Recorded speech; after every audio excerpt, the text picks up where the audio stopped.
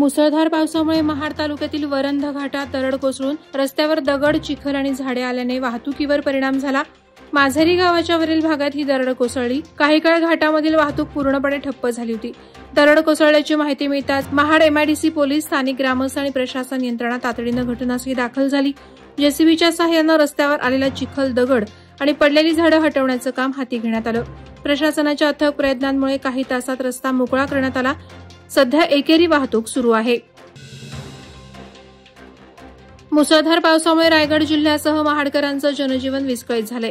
रात्री पावसाने विसावा घेतल्यानंतर पुन्हा सकाळी मुसळधार पावसानं हजेरी लावली। सकाळी महाड तालुक्यातील शिवथर विभागात ढगफुटी सदृश्य पाऊस पडला।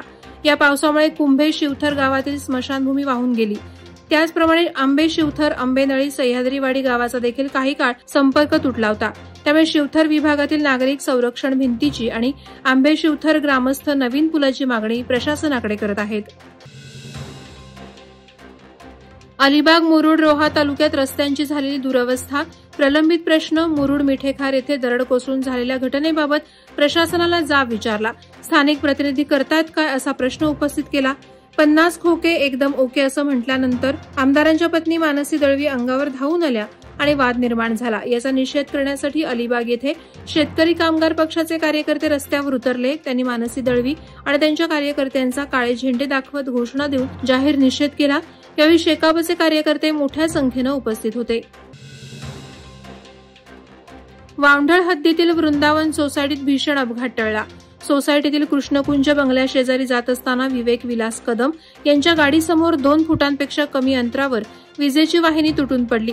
गाडीची गती कमी असल्याने त्यांनी वेळेत थांबवली आणि जीव वाचला। नुकताच जांभिवली येथे विजेच्या तारेला स्पर्श होऊन महिलेचा मृत्यू झाला असताना पुन्हा अशीच घटना घडल्याने नागरिकात संताप पसरलाय। वीज वितरण कंपनीच्या हलगर्जीपणा आणि दुर्लक्षामुळे वारंवार अशा घटना घडत असल्याचा आरोप सामाजिक कार्यकर्ते दिनेश महाडिक यांनी केला आहे। रबाळे पोलिसांनी चेन स्नॅचिंगचे 2 गुन्हे उघडकीस आणत 26 ग्रॅम वजनाचे 2,40,000 रुपये किमतीचे सोन्याचे दागिने हस्तगत केले। 11 ऑगस्ट रोजी घरोदा घनसोली येथे श्यामलता सिंग यांच्या गळ्यातील 70,000ची चेन खेचून आरोपी पळाला होता। सीसीटीव्ही आणि गुप्त माहितीच्या आधारे आरोपी रोहित शिवाजी गायकवाड, वय 24, राहणार कोपर खेरणे याला अटक करण्यात आली। चौकशीत त्याने ऑक्टोबर 2024 मधील गुन्ह्याचीही कबुली दिली। आरोपी रोहित गायकवाडीकडून 70,000ची चैन आणि 1,70,000चं मंगळसूत्र असा एकूण 2,40,000चा मुद्देमाल जप्त करण्यात आला। माणगाव तालुक्यात 3 दिवसांपासून सुरू असलेल्या मुसळधार पावसामुळे काळ नदी आणि गोंद नदी दुथडी भरून वाहत आहेत। काळ नदीचं पाणी खादाड आणि डॉ. बाबासाहेब आंबेडकर सांस्कृतिक भवनात घुसल्याने नुकसान झालं।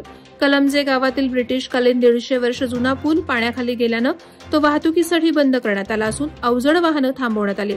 इंदापूर गोंद नदीला पूर आल्याने नगरोळी रस्ता बंद झाला असून 500 ते 600 नागरिकांचा संपर्क तुटलाय। तसंच वाढवण रस्त्यावर पाणी आल्याने वाढवण, पाणसई, भिनाड आणि भाले गावाचा संपर्कही खंडित झालाय।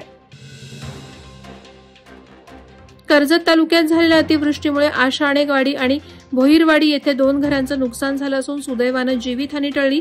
आशाणेवाडीतील रामा गोमा खडके यांचं घर पडून पूर्णतः नुकसान झालं, तर भोईरवाडीतील एका घराचं नुकसान झाल्याच्या घटना घडली आहे। प्रशासनानं पंचनामे करून अहवाल शासनाकडे सादर करण्याची प्रक्रिया सुरू केली आहे। दरम्यान उल्हास नदीची पाणी पातळी 45.30 मीटर असून ती अजूनही धोक्याच्या पातळीपासून 3.47 मीटर दूर आहे।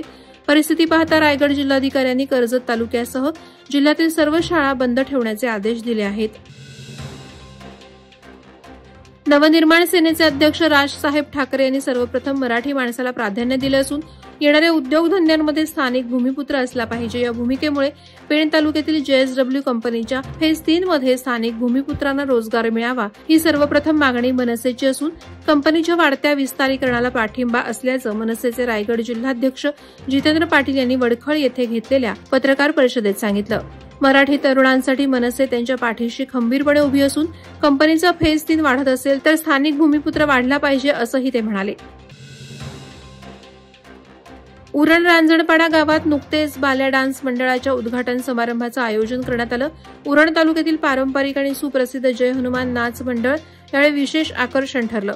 हे नाच मंडळ गेली 25 वर्ष आपली कला लोकांपर्यंत पोहोचवत आहे। या मंडळाचे सुरुवातीचे गायक स्वर्गीय अमृतबुवा मोकळ, गव्हाण कोपर यांनी आपल्या सुरेल आवाजाने प्रेक्षकांना मंत्रमुग्ध केलं होतं। आज ते नसले तरी त्यांच्या गाण्यांची आठवण अजूनही लोकांच्या मनात जिवंत आहे. तसंच मंडळाला स्वर्गीय भालचंद्र घरत डोंगरी यांच्यासारखे कवी लाभले. त्यांची गाणी आजही मंडळाच्या कार्यक्रमातून गाजतात. मागील 4 दिवसांपासून उरण तालुक्यात पाऊस वाढला असून या दिवसात घराजवळ रस्त्यावर विविध जातीचे साप आढळून येत आहेत. सततच्या पावसामुळे जमिनीतील बिळांमध्ये पाणी गेल्याने अन्नाच्या शोधात साप बाहेर पडत आहेत. नागरिकांनी स्वतःच्या सुरक्षेसाठी काळजी घेण्यासाठी सतर्क राहावं असं आवाहन सर्पमित्रांकडून करण्यात येत आहे.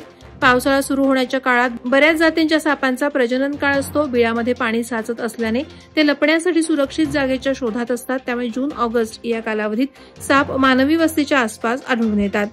वादळवारा लाईव्हसाठी न्यूज ब्युरो, रायगड. नवी मुंबई व रायगड जिल्ह्यातील ताज्या बातम्या आणि घडामोडींसाठी सबस्क्राईब करा वादळवारा लाईव्ह चॅनल आणि दाबा बेल आयकॉन.